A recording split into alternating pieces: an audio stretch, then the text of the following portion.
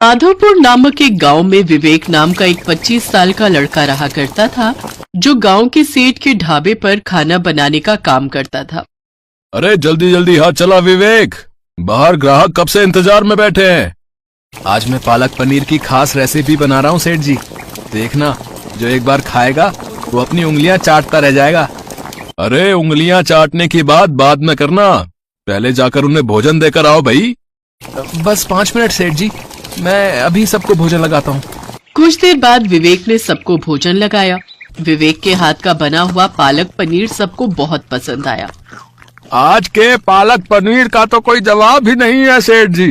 पेट भर गया लेकिन मन नहीं भरा। अब मैं क्या करूं भाई, मेरे ढाबे पर खाना ही इतना अच्छा बनता है कि लोगों का पेट तो भर जाता है लेकिन मन नहीं भरता। मेरी पत्नी इतना अच्छा खाना जो बनाती है। अरे क्यों झूठ बोल रहे हो सेठ, सारा गांव जानता है भोजन तो विवेक बनाता है। उसकी तारीफ करने से आखिर आपको कैसी शर्म। देखा भाग्यवान, सब उस विवेक की तारीफ करते हैं।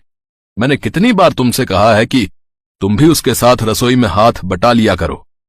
एक बार में मुझसे एक ही काम हो सकता है, मैं पैसे गिन सकती हूँ। अरे मूर्ख, कल को अगर विवेक काम छोड़कर चला गया ना तो क्या होगा। लोगों को तो उसके हाथ का स्वाद लग गया है, इसलिए मैं सबको बताता हूं कि यह खाना उसने नहीं बल्कि तुमने बनाया है। लेकिन तुम तो मेरी बात समझती नहीं। ये बात तो आपने ठीक की। अब कल से मैं उसके बगल में कुर्सी लगाकर बैठूंगी। अगले दिन से सेठानी विवेक के बगल में ही कुर्सी लगाकर बैठने लगी। फिर सेठ ने सब गांव वालों को ये यकीन दिला दिया कि भोजन विवेक नहीं बल्कि उसकी पत्नी बनाती है। ऐसे ही कुछ दिन बीतते हैं। एक रोज विवेक ढाबे पर जाने के लिए निकल ही रहा था कि तभी सेठ जी उसके घर पर आ जाते हैं। सेठ जी आप, मैं तो ढाबे पर आने ही वाला था। वही मैं तुम्हें बताने आया हूं कि आज के बाद ढाबे पर काम करने की कोई जरूरत नहीं है। ये कैसी बातें कर रहे हैं आप सेठ जी।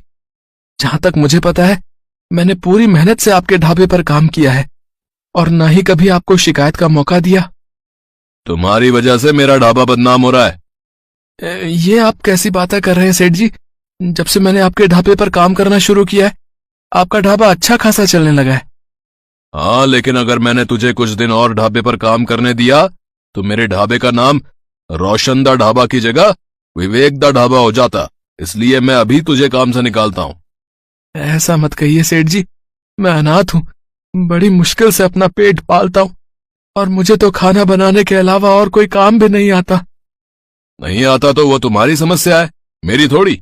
और हाँ, एक बात कान खोलकर सुन ले, आज के बाद अगर ढाबे के आसपास भी दिखे ना तो धक्के मारकर बाहर फेंकवा दूंगा। बेचारा विवेक बेरोजगार हो गया।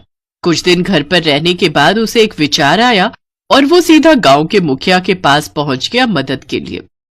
मुखिया जी, मैं अपना गांव छोड़कर नहीं जाना चाहता और यहीं रहकर अपना ढाबा खोलना चाहता हूँ। मैं अनाथ हूँ सेठ जी, मेरी मदद कीजिए। मुझे कुछ पैसे ढाबा खोलने के लिए दे दीजिए। अच्छा ठीक है, तुम एक काम करो, जो मेरी जमीन बंजर पड़ी है ना वहीं पर अपना ढाबा खोल लो और ये कुछ पैसे ये लो, इससे ढाबा बना लो, ठीक है। विवेक खुशी खुशी घर लौट आता है। कुछ ही दिन में उसका ढाबा बनकर तैयार हो गया और उसमें लोगों की भीड़ लगनी शुरू हो गई। अब सेठ जी का ढाबा खाली रहने लगा। ये बात सेठ जी को अच्छी नहीं लगी। फिर एक रोज सेठ जी ने चुपके से एक ग्राहक को पैसे देकर विवेक द्वारा लाए हुए राशन की बोरी में दवाई मिला दी, जिससे लोगों का पेट खराब हो गया और ग्राहकों ने उसके ढाबे पर आना बंद कर दिया। अब उसका ढाबा बंद हो गया। फिर मुखिया उसके पास आया। देखो, मुझे मेरा पैसा और ब्याज चाहिए। ब्याज? लेकिन ब्याज की तो कोई बात ही नहीं हुई थी। मैंने कहा था, लेकिन शायद तुमने सुना नहीं। लेकिन मैं पैसे कहाँ से लाऊं? मेरे पास तो पैसे नहीं है मुखिया जी। तो फिर अपना ये घर खाली कर, चल। मुखिया ने विवेक को धक्के मारकर घर से बाहर निकाल दिया। बेचारा विवेक आंखों में आंसू लिए हाईवे किनारे लगे पेड़ के नीचे बैठ गया और रोते हुए अपनी किस्मत को कोसने लगा। तभी उसने देखा कि उस पेड़ पर एक चिड़िया का घोंसला बना हुआ है। उसमें एक चिड़िया बैठी हुई है और उसके ऊपर एक चील मंडरा रही है। मेरा घर तो उजड़ गया, लेकिन मैं इसका घर नहीं उजड़ने दूंगा। विवेक ने पत्थर मारकर उस चील को वहां से भगा दिया। तभी एक चमत्कार हुआ। डरो मत, बरसों पहले मुझे एक श्राप के कारण इस घोंसले में कैद कर दिया गया था। अगर तुम उस चील को नहीं भगाते तो वो मुझे मार देती। लेकिन अब तुम अपने असली रूप में कैसे आ गई? मुझसे कहा गया था कि जब भी कोई मुसीबत का मारा हुआ सच्चा युवक तुम्हारी मदद करेगा तो मैं इस श्राप से मुक्त हो जाऊंगी। अब देखो, मैं श्राप मुक्त हो गई। तुमने मेरी मदद की है, इसलिए मैं भी तुम्हारी मदद करूंगी। अपनी जादुई शक्ति से मैंने सब देख लिया है जो तुम्हारे साथ हुआ है। तुमने जिस घोंसले को टूटने से बचाया है, आज से वही घोंसला तुम्हारा घर होगा और उस घोंसले में तुम्हारा खुद का बना हुआ जादुई घोंसला ढाबा होगा।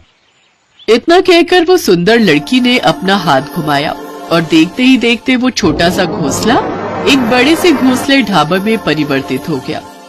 ये जादुई घोंसला ढाबा आज से तुम्हारा है और तुम्हें यहाँ से कोई नहीं निकाल सकता। जब भी तुम्हें यहाँ से कोई निकालने की कोशिश करेगा तो वो खुद ही बड़ी मुसीबत में पड़ जाएगा।